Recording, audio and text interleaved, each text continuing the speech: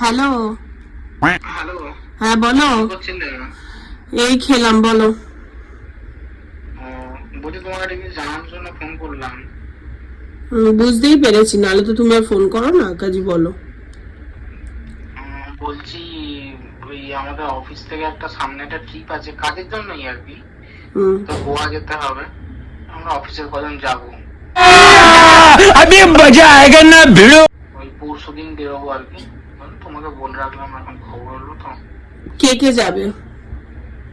ওই আমাদের চিফ যাবে, আর ম্যানেজার যাবে, আর এইচআর যাবে। ম্যানেজার বলতে ওই মেয়েটা? হ্যাঁ হ্যাঁ হ্যাঁ। হ্যাঁ হ্যাঁ হ্যাঁ হ্যাঁ, এত খুশি হয়ে বলার কি আছে? হ্যাঁ হ্যাঁ হ্যাঁ।